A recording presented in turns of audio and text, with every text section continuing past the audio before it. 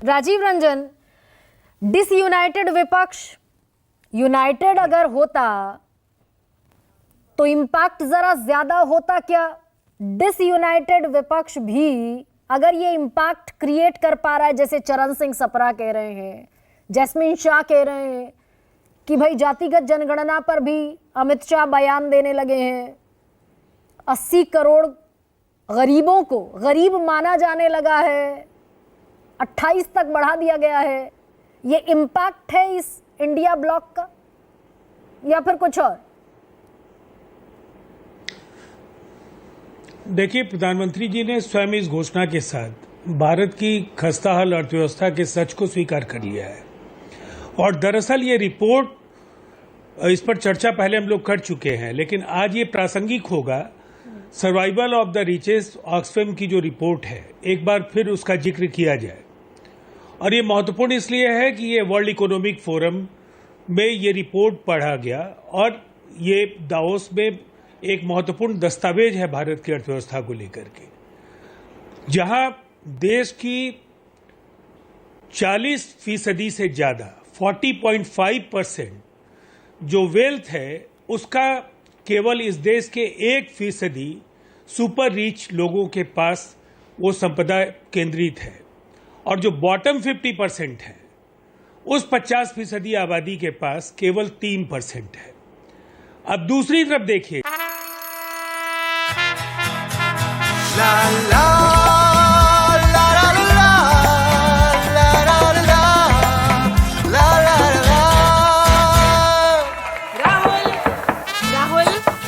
के साथ मन को जगाओ वी गार्ड वाटर हीटर्स के संग वी गार्ड। जीएसटी में ये जो 10% जो इस आबादी के जो सबसे ज्यादा पैसा कमाने वाले लोग हैं, उनका योगदान केवल 4% है। और बॉटम 50% के जो लोग हैं वो 64% जो जीएसटी का कलेक्शन है उनके यहां से आता है।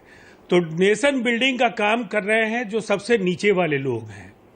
और जो ऊपर बैठे लोग हैं वो केवल 102 से 166 उस समय हुए जब हिंदुस्तान में लोग बेरोजगार हो रहे थे, उनकी आजीविका छीनी जा रही थी। लेकिन 2020 में 102 बिलियनर्स से 166 की संख्या हो गई। अकेले 2022 में गौतम अडानी की 46% आमदनी बढ़ गई। उनकी संपत्ति का इजाफा हुआ, आमदनी नहीं, संपत्ति का इजाफा हुआ।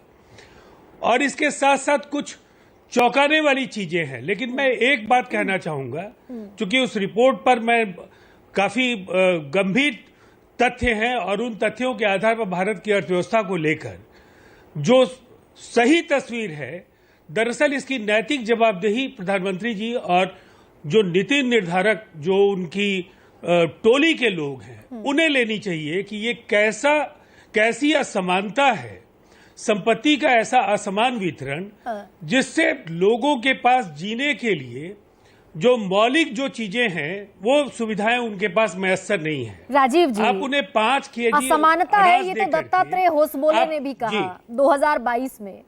ये भी कहा कि बेरोजगारी और गरीबी देश में दानव की तरह है। अनिला जी उसको डिनाई नहीं कर पाएंगी, वो व्यक्तिगत मुझ पर भले ही हमले कर ले, दत्तात्रेय होसबोले का बयान है।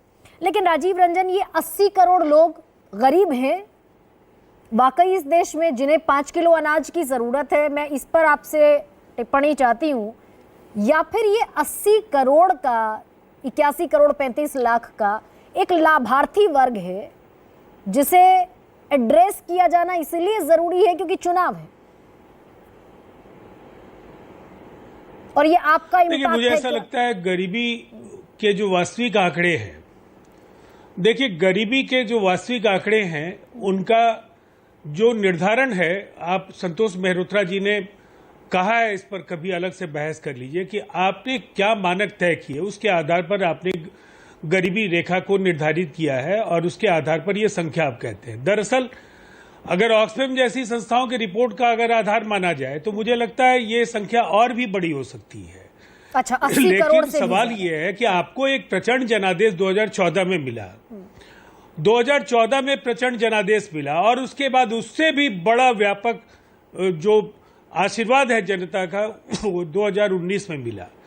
लेकिन फायदा किनको हुआ और किन लोगों को 5 किलो अनाज आप दे करके संतुष्ट करने की कोशिश कर रहे हैं या अपने लाभार्थियों के जरिए उनको वोट बैंक का हिस्सा बना रहे हैं, ये समझना बेहद दिलचस्प है उन लोगों के लिए भी कि एक तरफ उन 80 करोड़ लोगों को आप वोट बैंक मानते हैं, दूसरे तरफ आपके पास जो ये तिजोरी वाले जो कुबेर वाले जो लोग हैं, कुबेर जो धन कुबेर जो 10% लोग हैं, वो भी आपके सिस्टम का हिस्सा है।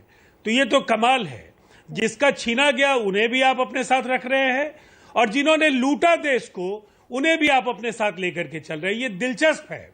और एक महत्वपूर्ण बात है, अगर आप इतने सारे जो ये 2 ट्रिलियन 3 ट्रिलियन भारतीय अर्थव्यवस्था पर आप की एक राशि निकालते हैं इन मदों पर, आप ये जो सुपर रिच लोग हैं या जो बिलियनर्स हैं, जो आंकड़े हैं वो ये बताते हैं कि अगर आप उन्हें 1% केवल जो बिलियनर्स का पैसा है उस पर 1% अगर आप टैक्स लगाते हैं तो 1.5 साल तक, ये रिपोर्ट है, ये 1.5 साल तक आप इनको जो भी इस देश में कुपोषण के शिकार लोग हैं उन्हें आने वाले 3 साल तक उन्हें इसका कुपोषण से मुक्ति दिलाने के अभियान में आप लग सकते हैं। 1% वेल टैक्स के जरिए नेशनल हेल्थ मिशन आप चला सकते हैं।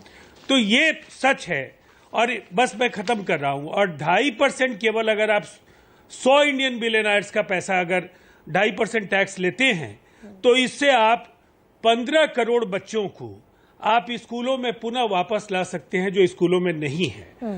तो सवाल है कि आप उन जो बड़े धन कुबेर हैं, जो अमीर लोग हैं, उनसे इतना प्यार क्यों है जिन्हें आप तरह तरह के एग्जेम्पशंस देते हैं, टैक्स रिबेट देते हैं, और गरीबों से आपको जीएसटी भी चाहिए, उन्हें पेट्रोल भी महंगा लेना है, उन्हें डीजल भी महंगा लेना है, उन्हें एलपीजी सिलेंडर भी महंगा लेना है। इन्हें सस्ता कर दीजिए ना। 5 किलो अनाज की जरूरत क्या होगी जिसकी कीमत 100 से 125 रुपए होगी और उससे कई गुना ज्यादा। यही विरोधाभास है।